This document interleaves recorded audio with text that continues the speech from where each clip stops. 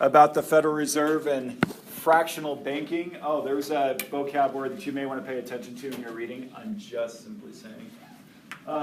Fractional banking. So we talked yesterday about T accounts and the role of the Fed in money supply. And remember, when we're talking about the monetary base, who's the only one entity that can increase the monetary base? The Federal Reserve. All right, so I just want to make sure that we hit a few main points here. All right, so we talked about excess reserves. And we're going to spend a little bit more time with that because excess reserves then lead into the main point about today, which is loanable funds. I don't think we're going to get through the entirety of loanable funds like a crowding out effect. But we'll get close, and then tomorrow for like about 20 minutes we'll discuss the loanable funds market and crowding out. And then we're going to do a bunch of practice FRQs so that you can kind of see what those FRQs look like, and then that'll be then, and then Monday we'll kind of roll into some other stuff. So first thing with excess reserves, remember banks can do 4 things with excess reserves. One thing they're forced to do. So let's see if you can come up with the 4 things. For excess reserves, yeah. They can loan them out. Okay, good. So the first thing that they can do with excess reserves is loan them out. Good. They can buy government securities. That's the second thing they can do with excess reserves. Save them. Okay, they can keep them as excess reserves. That's the third thing. Then the last thing they're forced to do. This is more, yeah, the reserve requirement, right? So they're forced to do that. So those are the 4 things they can do with excess reserves. And again, they can do any combination except for the last one, which they're forced to do, which is keep it in required reserves. So those excess reserves then serve a purpose. Remember, the bank just simply keeps excess reserves on hand. Their opportunity costs, especially based on the rate of interest, can be quite high, right? If they're just, essentially it's the same as you keeping money under your mattress. It's not only losing purchasing power, but you're also losing out on, in a bank's case, you're losing out on interest that you could be charging for loaning it out or earning if you're buying government securities. So banks typically will loan out or buy government securities with their excess reserves. We talked about this also yesterday, so this is again just a little bit of a review. If a bank is totally lent out, completely 100% lent out, what can they do if they want to continue to make loans? Go to another bank. Good. They can borrow money from another bank, and that's called the what? The interest is called what? The federal funds rate. Bless you. It's the opposite one, right? It's kind of like when we talk about micro price ceilings and price floors, and you're kind of the opposite on the graphs of where you might think. So the Fed funds rate, they can borrow money from other banks, or they can borrow from the Fed, and that's called the discount rate. Okay, good. So so those are their options, right? If they want to continue to loan out money. Which interest rate is lower? The discounted rate. Yeah, the discounted rate.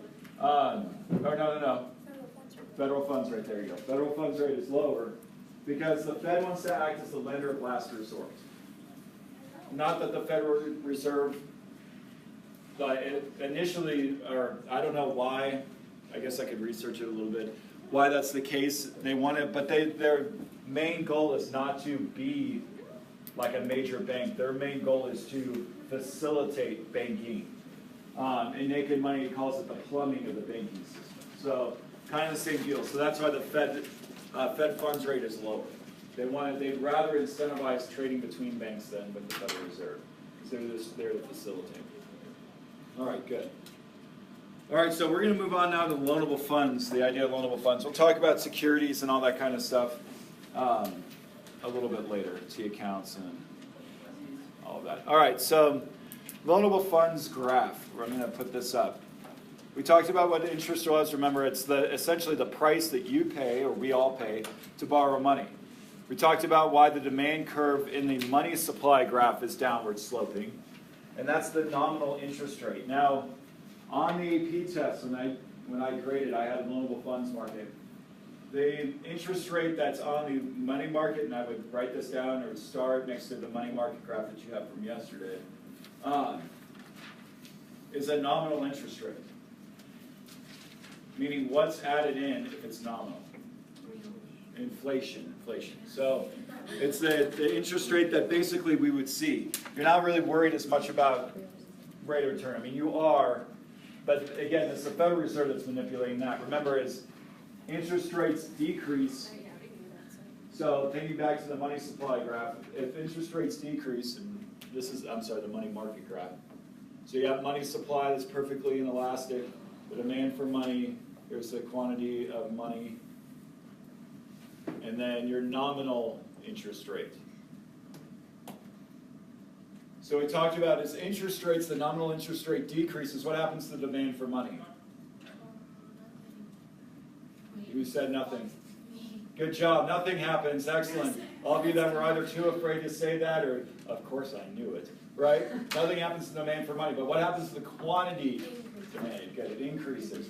Meaning it's getting, as people see like, oh, the interest rates are dropping, people want to borrow more and more. That's the idea of why interest rates are so low now. In the 2008 financial crisis, people stopped spending. And so the Fed, by lowering the discount rate, then lowered, just by it lowering that, lowered then the federal funds rate, which then made borrowing a lot easier. There's a regulatory arm that we don't talk about much in this class, but as you get a more sophisticated macro, or if you were to go into more like poli-sci, they'll talk more about that regulatory arm. But that makes it easier to borrow money, and so people are going to demand more of that money. What shifts the demand for money? What would make this do that? All right, increase the demand for money, so it shifts to the right. Price level. Price level, good. Right, as price level goes up, the entire demand for money is going to increase. So at every possible interest rate, the demand for money will increase. Because why? Good, because it costs more to buy things. Right? Inflation, remember, is the flame by which price level increases. Good. All right, that's great review. So good. We'll talk about transaction and asset demands later. That's more about in your reading. That's petty stuff that might be a question on your multiple choice. Transaction demands are just demands that happen between us. Asset demands like buying a house and other bigger assets. All right, so we've talked about the money supply and demanded. Now we need to talk about the loanable funds market. On here you'll see the graph for the loanable funds market. It is a simple supply and demand graph, and I want to really walk through that because I think in years past, to students' detriments, I haven't really, it's like there's loanable funds market. See, it's a simple supply and demand graph. Now moving on. And I really want to kind of take time to walk through it. So notice you've got now real interest rates. Now, when I did the reading for this exam, I had a loanable funds question that I was reading for. They just cared that the y-axis is labeled interest. However, and I argued with them and said, wait a second, hold on, don't we care that students know the difference between nominal and real and all that kind of stuff? And the answer I got back was if they don't know that difference in the multiple choice, they're going to get smashed. So I'm just going to make sure that you guys, again, understand that in the market for loanable funds, it's real interest rates. And you could always tell a student who knew what they were talking about because they would label this correctly in the loanable funds. So the money market, the one that I just had up with the perfectly inelastic supply of money, that's nominal interest rates. The Fed is manipulating interest rates that we see. In the loanable funds market, so we talked about, let's kind of back up to get to the answer to the question I was just about to ask. So excess reserves, right? We said that they're going to probably buy securities or they're going to loan out the money. If they buy securities, where does that money go? The bank is purchasing securities. Who do they give that money to? The government. Okay, the government, more specifically, the Federal Reserve. Okay? If they're loaning it out, who does that money go to? It can go to a consumer, well, okay, so in a broad sense, consumers. Well, let's break that down. If you go to private individuals, you're buying a new car. Momsy, Dadsy, I want a new car. All right, so you can go to buy a car or a house, right, or other assets. It could go to Corporations. good businesses, right? Businesses borrow money all the time to expand capital. That's good. Or it could go to other banks. Yeah, that will lump them in with corporations. Okay. That's a good call though. The last one is the government. The government's going to borrow money too. Okay. So, if you're taking out a loan, or let's say you're a business, and you're taking out a loan, do you care about the nominal interest rate or about the real interest rate? You care about the real interest rate. Why? Sam, you asked this question earlier. Why do you care about the real interest rate as a business? Because it can tell you how much you're going to get back. Good. It deals with your expected rate of return, right? If you think that the interest you're going to pay back is going to be more than what that new piece of capital equipment is going to be, you're not going to do it. And so you care about the real interest rate. You're going to subtract what out of the nominal interest rate? Inflation. Okay, because you're going to see, like, is it worth it to expand? This is a true story. I was in a pizza joint 2 nights ago, and it was for my son's baseball party. So that means that you've got 12 kids, 12 9-year-olds. So for some of you, that might be like the third circle of hell. You've got 12 9-year-olds and all their families eating pizza. You can imagine, that's a big-time rush for that restaurant. So we're all ordering, and it took about 50 minutes for us to get our food. Because they only had one oven, and we were in a place that makes big pizzas. So because they only had one oven, right, they had to wait until the pizza baked, and then they took it out, and people were ordering it by the slice, so people were ordering full pizzas, they were ordering the thick crust, thin crust. I mean, it was a lot, you're talking about a lot of pizza being ordered. So if that was normal or typical for that restaurant, it would make sense for them, right, to invest in new capital equipment, a new oven. However, if it's just baseball parties here and there that come in, it's not worth it. They're trying to figure out their expected rate of return on that. Okay, so they're going to really care deeply about the real interest rate. On your x-axis, you have quantity of loanable funds. Where do loanable funds come from?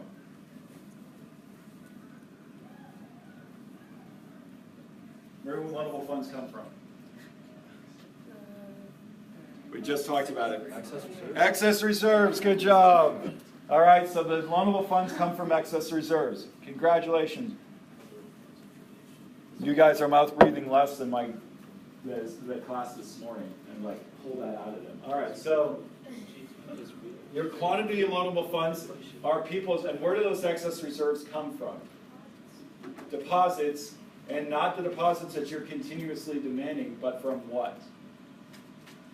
You write in deposits, but you demand some of your deposits, and then what are you hopefully doing with some of your deposits? Savings, good. Loanable funds come from your savings, and I would really star that, because that's going to end up being a big point or issue. Actually, I want to deal with the supply of loanable funds first. Supply of loanable funds. So the supply of loanable funds come from? Savings. Savings, yeah. Is that like M2? Yeah. Can you say that they come from M2? Like either way, or is that like too broad? No, that's fine. Okay. Yeah, they come from people's savings, which is empty. Yeah. Right. And certificate of deposits and stuff like that, yeah, they would definitely count that. Because you're just loaning the bank money over a longer period of time. You're promising not to demand that. So yeah, absolutely. All right, so the supply of loanable funds come from people's savings. So look at this. As real interest rates increase, what happens to the supply of loanable funds?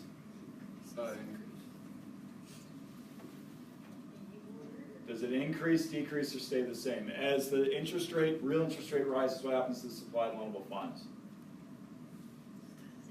Now you guys are all scared to guess. Guess, make a mistake, it's okay. Stays the same. Good, it stays the same. Oh, goodness. Interest rates are the same as prices here. All right, remember, price or interest rates don't affect supply, they affect the quantity supplied. So the quantity supply of the loanable funds will increase. Now there will be stuff that shifts the supply of loanable funds. Interest is not one of them. It's the same as in supply and demand. Just like price doesn't shift supply or demand, something happens and then the price follows. It's the same thing here. Something will happen and then interest rates will follow. Yeah? Wait. No, I got it there. Okay. I know it's confusing, but I'm going to continue to harp on this. That way, by the time we get to micro, where they really try to mess you up by what changes supply and demand and what simply moves along the curve, you guys you'll totally have it down. So, as interest rates increase, the quantity supplied of loanable funds increases, right? Because you're like, sweet, I can make some money back on my checking or savings, your savings account. Right now, it's like a piddly 1% you don't beat inflation. So the Federal Reserve has made a decision that they want you to spend more than they want you to save. And when we watch IOUSA on Monday, that's what we're doing Monday, you guys are going to be like, uh-oh, like there's a problem with doing it, with that kind of outlook. But I'm not going to, no spoiler alert on your video. You're going to want to. All right, so the supply of loanable funds comes from people's savings. As real interest rates increase, the quantity supplied of loanable funds increases. All right, so now we have the demand for loanable funds.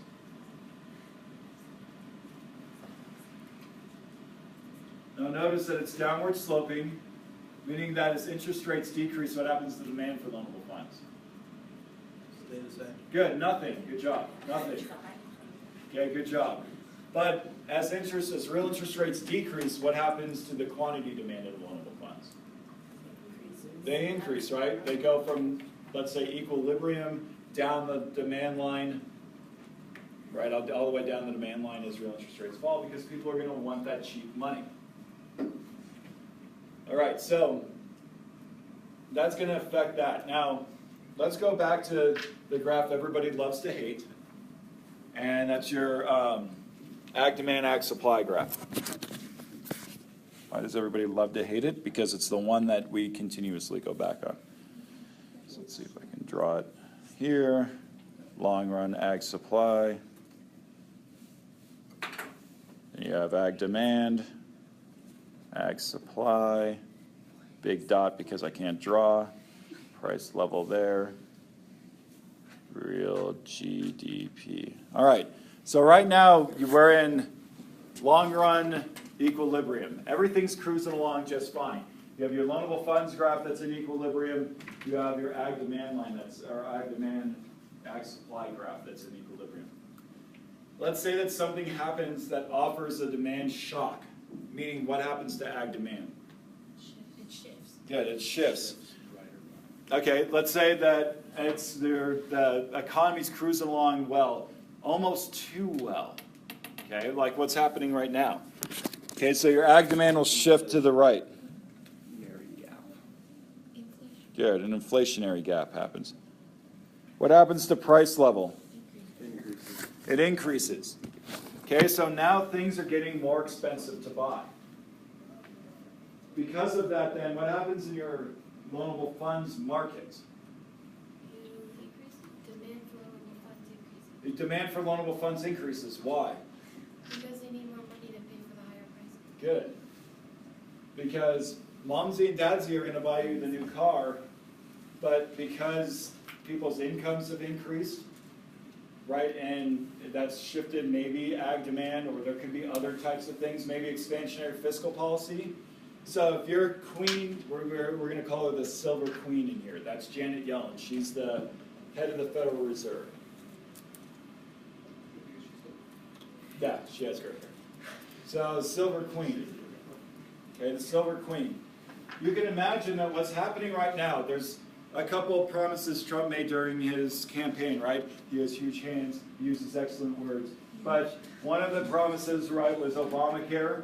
We're going to leave that, we're going to shelve that for right now. The other promise that the other class was like just tacked onto was the wall. We're going to shelve that right now. There's a third promise that they're trying to get through. Go ahead. Good. He's trying to lower the tax, and he's trying to change the tax brackets and all that kind of stuff. That's expansionary fiscal policy.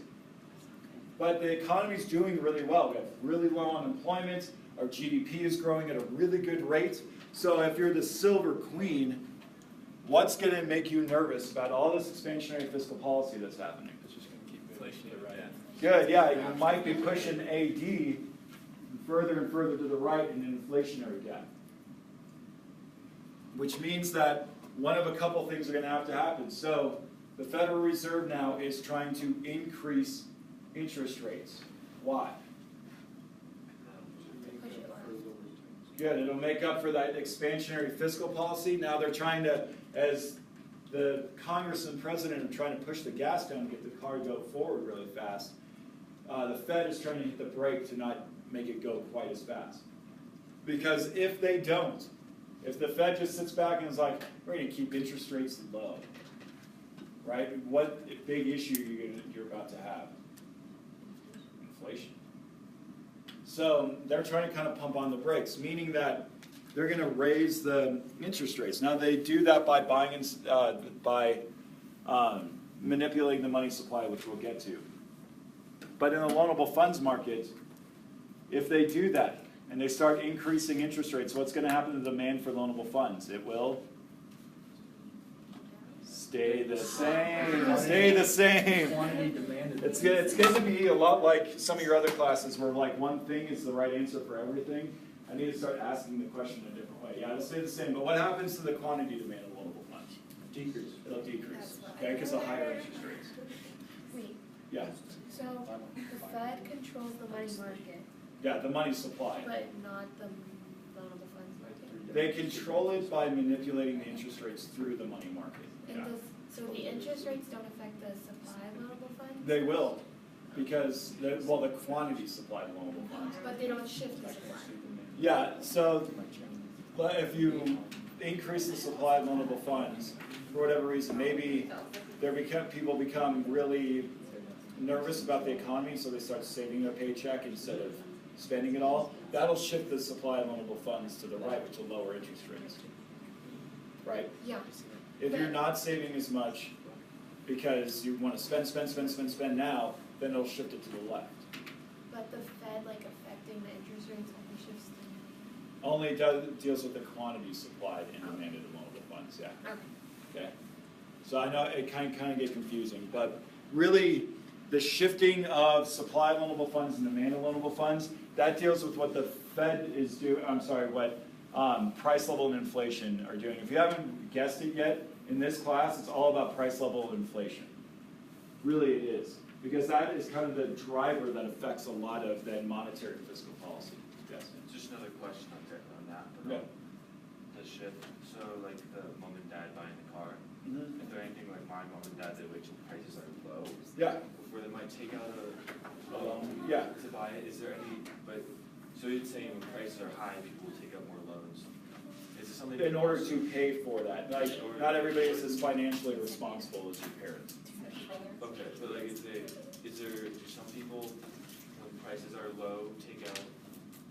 Yeah, there definitely is, and as you get into more advanced econ, you start talking about that, like the kind of like the subsector of this whole thing. So we're making really broad assumptions in order to get you guys to think, like, in order for this to make sense. And then as you really dive deep into it, then you have different effects on different things and stuff like that. But yeah, think big picture now, and if you're super interested in that, then as you, like I said, you get into more advanced econ, then they really start driving down more specifics like that. All right, so you have AD that's shifted to the right. You have now the demand for loanable funds that's shifted to the right as well. So the Federal Reserve is going to have to, again, act in a certain way that, like I said, they're trying to pump the brake while Congress and the President are hitting the gas. That's one of the problems with this kind of competing contractionary and expansionary kind of gaps.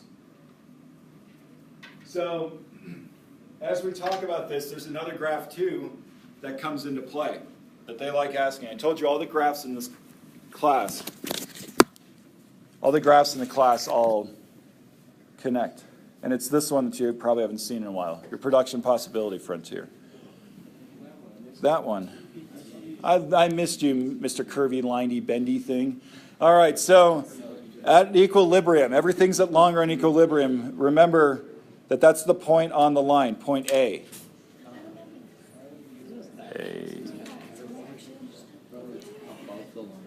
And if you're above the line, you can consume, remember, for the very short run, you can consume outside your PPF because of increased production. Now, that doesn't happen in the long run, so you can consume just outside of it, which happens in an inflationary gap. But as things get more expensive, as price level begins to increase, people aren't just taking out loans. As things get more expensive, what am I hoping for here at Valor? Pay raise, good, wages go up, right? And I'm saying, like, you know, I need a pay raise in order to keep up with the increased cost of living. And if Valor wants to keep teachers here and not continually have turnover, they have to meet that.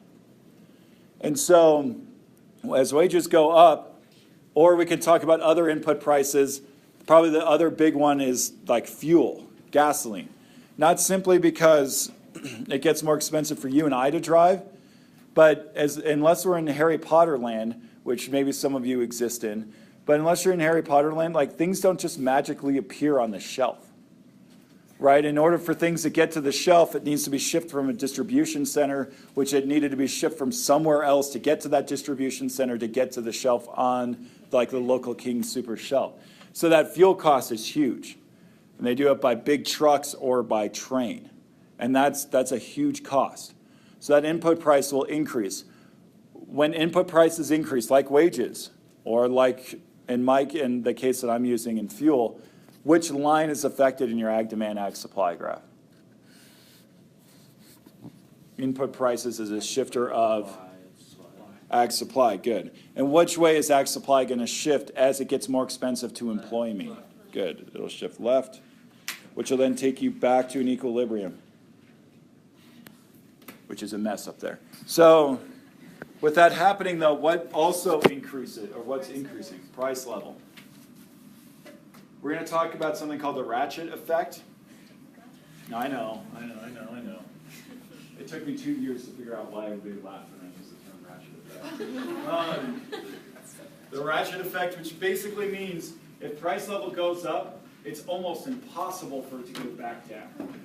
Is that why, like, is that like why in the 20s, like a piece of gum was like Yeah, I mean, it's just basic inflation. and now it's like the same, but like it will never go back down again. Yeah, it won't ever go back down unless there's something drastic that happened, like in Naked Money talks about in North Korea, they just took the zero off of everything. Like that's a good way to destroy wealth right there. So in a practical non-North Korean example, yeah, you're exactly right. It won't ever go back down to that.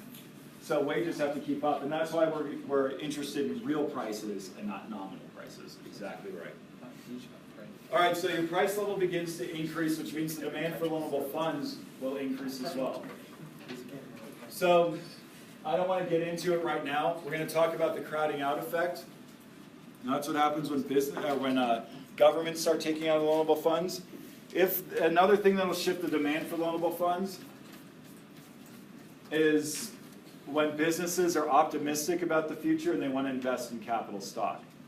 So I'd write that down because that was on the FRQ last year.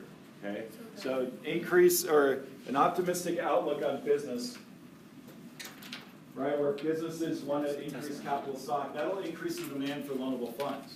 They're going to want more of them. Now here's where the loanable funds get tricky. If businesses continue to take out more and more money, what's that doing to the supply of loanable funds? Because remember where the supply of loanable funds come from? Savings. Savings, excess reserves. So that'll actually decrease them as well. So you've got supply shifting to the left and demand shifting to the right, which means you don't know what's happening with the quantity of loanable funds, your x-axis, because depending on how much people are saving based on how much people are borrowing, that could fluctuate back and forth. But one thing you're absolutely assured of, what's happening to interest rates. They're increasing. All right, so that's where loanable funds kind of gets tricky. The nice thing is that you only really have to manipulate one line or the other. unless they ask something really specific, which sometimes they do, which is why we do a bunch of FRQ practice. So tomorrow we're going to do the crowding out effect, and then we'll work on some FRQs. All right, yes, sir.